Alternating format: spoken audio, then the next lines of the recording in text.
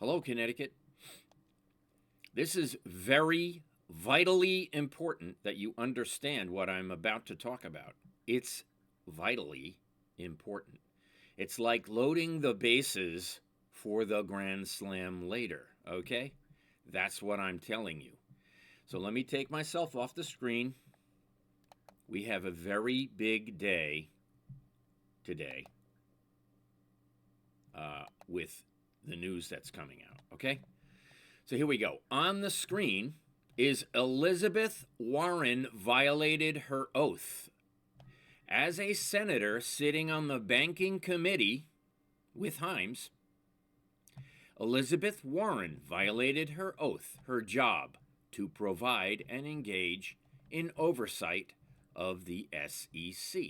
So now she has an opponent running against her who is a lawyer, and he has the goods on her. Instead of blowing the whistle on Sam Bankman-Fried, FTX cryptocurrency mobster, she chose her friend Gary Gensler at the SEC to load him with the questions she was going to ask in front of the Senate and give him the answers that she wanted him to give to the Oversight Committee. What I'm saying, it's fraud. Coached the testimony before Congress. Literally said that she didn't want to place Gensler in a tough spot. Her job is to place the chairman of the SEC in a tough spot. I have sued the SEC from Connecticut hundreds of times. Yes, I sued Bernie Madoff 200 times. Where are the cases? They were destroyed. Why? By Jim Himes on the Finance Committee, sitting with Senator Elizabeth Warren. Yes, Elizabeth Warren is the biggest critic of Bitcoin and crypto because it's money laundering. Now, she sits on the banking committee overseeing the SEC. She hasn't asked the SEC about Sam Bankman-Fried's multiple meetings with Gensler and multiple bribes to Connecticut. 200 million bribes, folks. 200 million, or is it 200,000? I forget. Why don't we look into that? But I know that Sam Bankman-Fried invested in Jim Himes's personal campaign account, okay? The question is, how much stolen funds were given for the campaign which hasn't been returned. So here we go.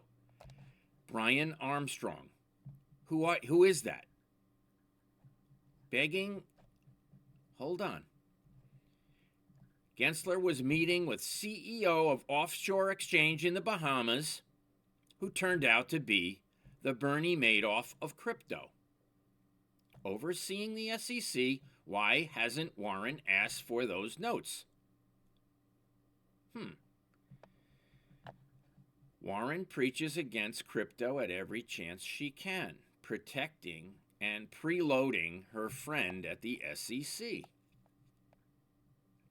Hold on. Joe Bankman wrote Warren's tax plan in 2016. Sam Bankman's father.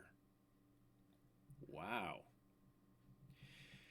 Sam Bankman-Fried created those shell companies to avoid taxes, and Sam Bankman-Fried's mother runs a PAC to help Democrats like Warren get elected. So here we go. There are 600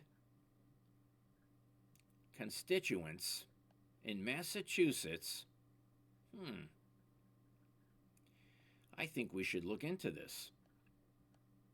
Oh, I forget. We already have, and we've been critical about it. What's important here? Let's put myself back on the screen. we go. The crypto market's unregulated. It is tax fraud. It is tax evasion, especially when a U.S. congressman like Jim Himes is benefiting from it with stolen funds. Okay? That's different. When you look at Antifa and BLM, how they make their contributions, well, hold on a second. The Republicans aren't using crypto, as far as I know, because they don't have the mechanism to collect it offshore, as far as I know. But what needs to be said is that Elizabeth Warren is preloading the answers to the SEC for her Senate Banking Committee questions, which is tampering with a witness, tampering with evidence.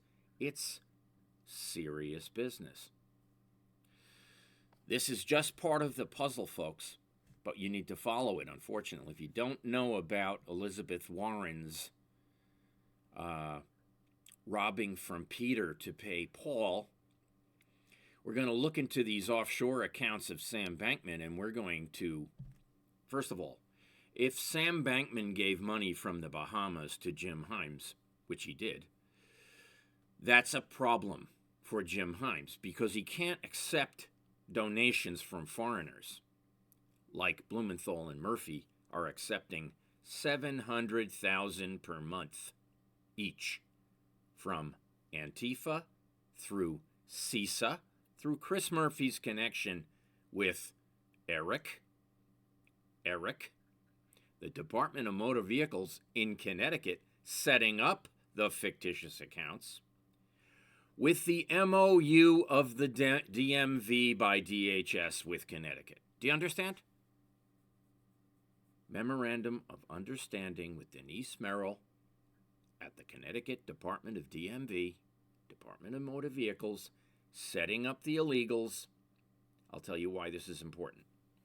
Because with the influx of the last year of illegals into the United States, they are going to get 22 congressional candidates, new ones, from the change in population. So they're gerrymandering the districts.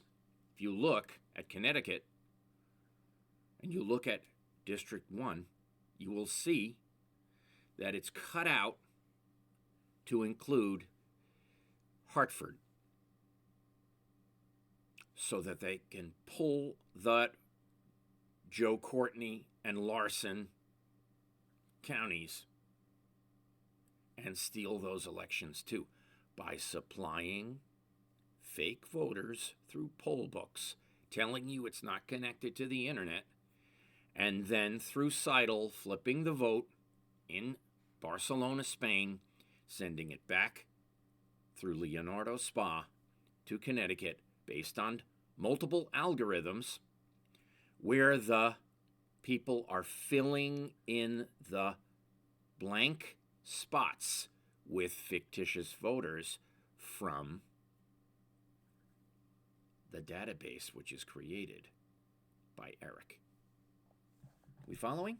Thanks. It's complicated, I understand. But if you don't start following, you won't understand where we're going. Have a great day.